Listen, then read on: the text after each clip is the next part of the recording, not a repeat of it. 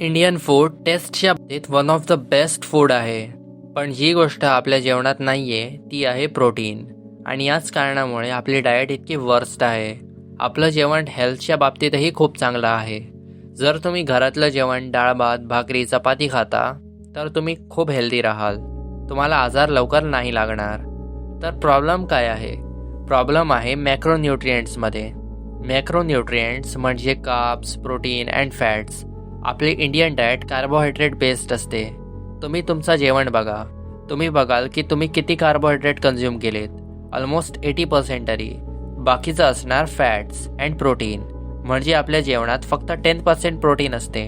काही जागांमध्ये ही गोष्ट ठीक आहे. उदाहरणार्थ पंजाब, हरियाणा. कारण तिथले लोक खूप दूध पितात, दही खातात, लस्सी पितात आणि या गोष्टीमुळे त्यांचा प्रोटीन पूर्ण होतो. आणि बाकीच्या भारतीय राज्यात प्रोटीन फक्त नाममात्र असतो. आता काही लोक बोलतील मी कोळी आहे, मी आगरी आहे, मी मासे खातो. तर आपण मासे लोणच्यासारखे खातो, थोडं थोडं. आपण फॉर प्रोटीन नाही खात, आपण टेस्टसाठी खातो. प्रोटीन गरजेचं का आहे? याने तुमचा मसल मास वाढतो. There was experiment done. 2 लोकांना जेवण दिलं. एकाला हाय प्रोटीन डाएट दिली आणि एकाला लो प्रोटीन डाएट. दोघांना जिमला पण नाही पाठवलं आणि काही नाही.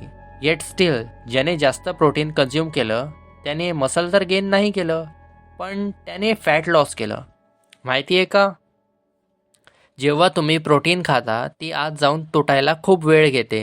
तुमच्या पोटात जास्त मेहनत करायला लागते. विच मीन्स तुमच्या बॉडीमधून फॅट जातो. कारण डायजेशनमध्ये पण मेहनत लागते. आणि प्रोटीनमुळे तुमची लुक्स मॅक्सिंग पण होते. तुमची हेअर क्वालिटी सुधारते. फेशियल्स बोन्स शार्प होतात.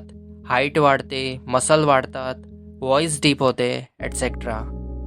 तुम्ही प्रोटीन कमी घ्याल तर टेस्टोस्टेरॉन पण कमी होईल. मी असं नाही सांगत की कार्ब्स गरजेचे नाही आहेत. मी हे सांगतोय ते ऑलरेडी आपल्याला एक्स्ट्रा क्वांटिटीमध्ये मिळतात. इश्यू प्रोटीनमध्ये येतो. तुम्ही व्हेजिटेरियन असाल तर प्रोटीन इंटेक खूप कठीण असतो. तुम्ही फक्त डेअरी कन्झ्युम करू शकता. आणि काही लोक व्हिगन आहेत, ते तर प्री प्रोटीनच कन्झ्युम करत राहतात. तर I want to say Indian diet totally fucked up आहे. तर हे सगळं तुम्हाला फिक्स करायला लागेल. तर सिम्पली तुम्हाला तुमच्या जेवणात तुमच्या बॉडी वेट जितकं प्रोटीन कन्झ्युम करायचं आहे. एक्झाम्पल तुम्ही 60 किलोचे असाल तर 60 ग्रॅम प्रोटीन. तुम्ही ही लिस्ट चेक करू शकता ज्यात हाय प्रोटीन असते. तर सिम्पली गुगलवर सर्च करा कशात किती ग्रॅम प्रोटीन असते आणि ते फूड आयटम्स तुमच्या जेवणात ॲड करा.